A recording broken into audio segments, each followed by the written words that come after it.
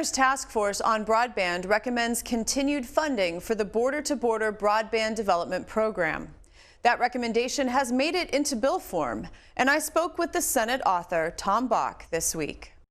Governor Walz issued an executive order in 2019 to create a task force on broadband development. That report came out recently, and you're proposing legislation based on the first recommendation of that report. But before we get to that, I'd just like you to comment on the irony that the COVID-19 pandemic required that task force to do their work remotely when so many people don't even have access. Well, first, thanks for having me on, Shannon. You know, the pandemic has absolutely highlighted how inadequate broadband is across the state.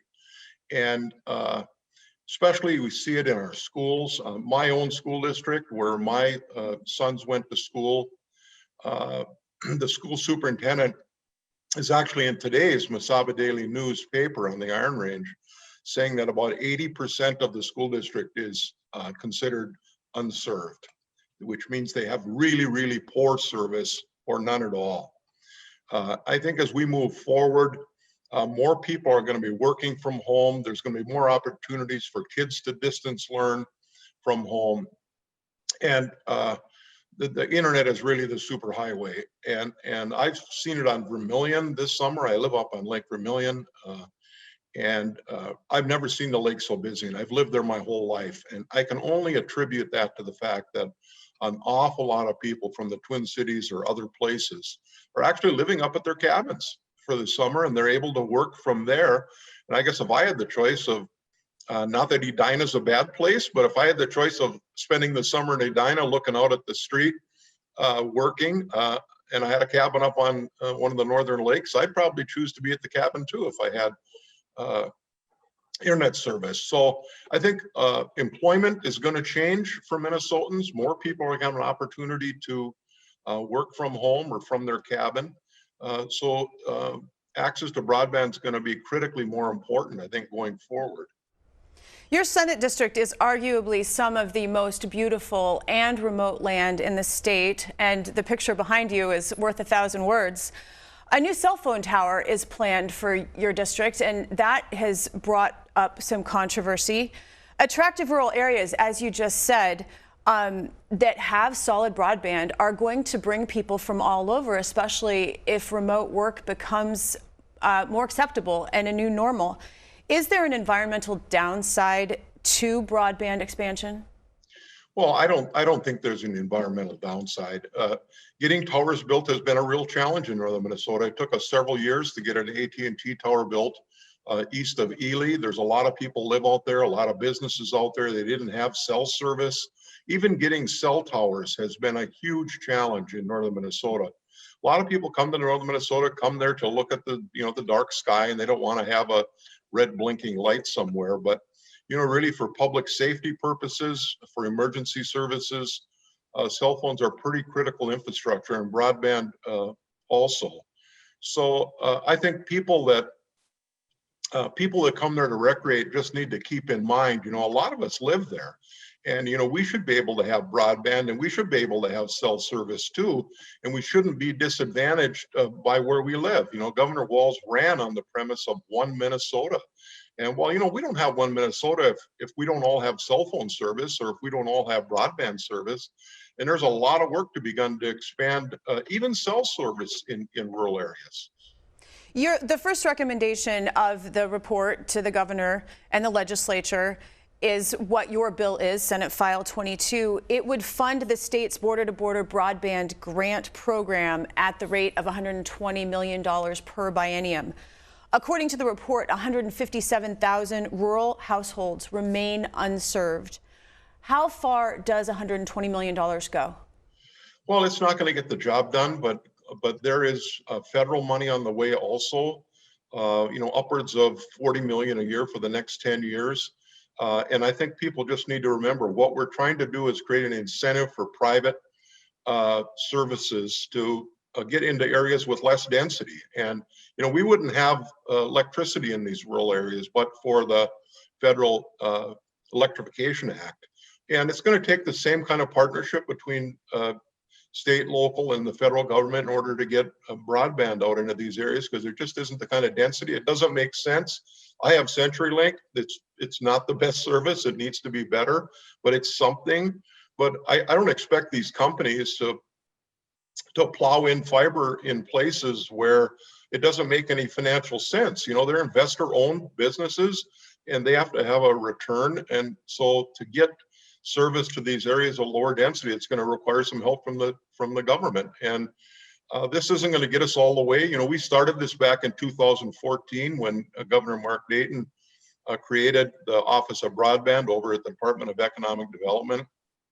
I was the leader of the Senate then. We put money in 2014 and 15 when that was first created. We've been putting a little money in, 10 to 20 million a year, but at way too slow a pace to get this built out. So I'm hoping with we've got a very, very significant budget reserve in Minnesota. The budget reserve is not easy to spend because it's one-time money.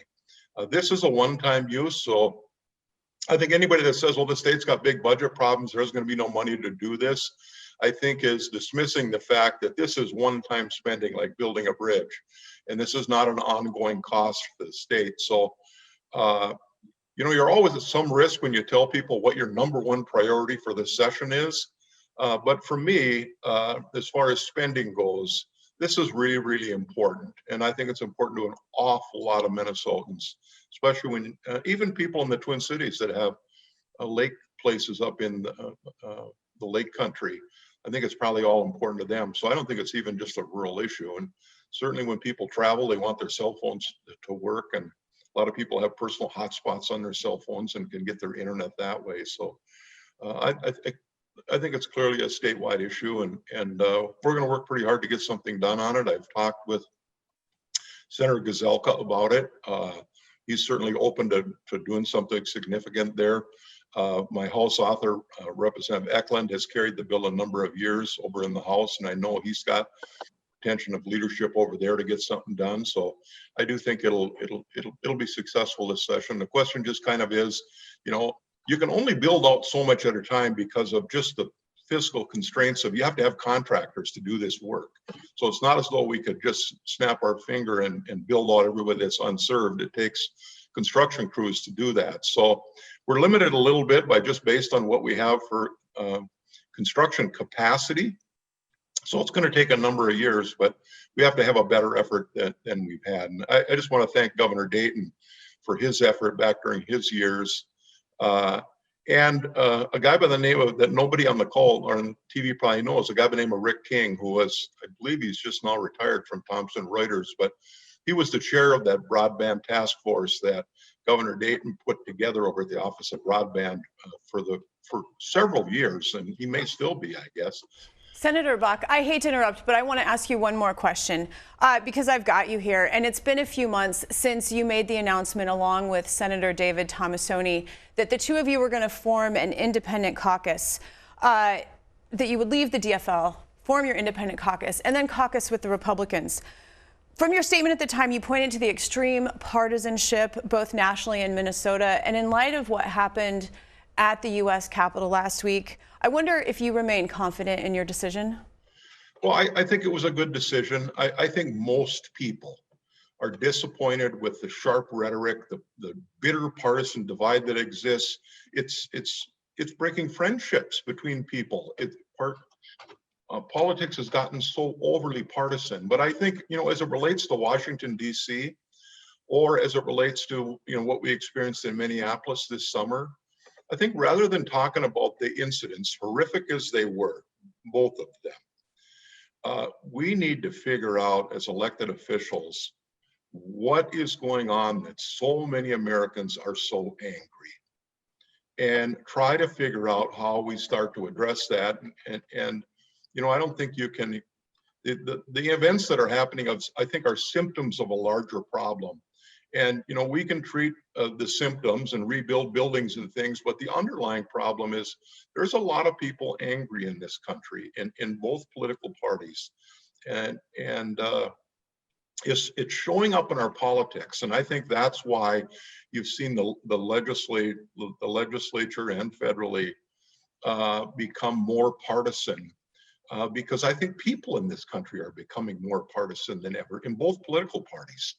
And, there's purity tests now in both parties. If you can't meet our test, we're going to primary you and we're going to take you out of office. And it seems like as a country, in politics at least, is we're losing our ability the will to find consensus on issues where not everybody's happy with the outcome, but they're okay.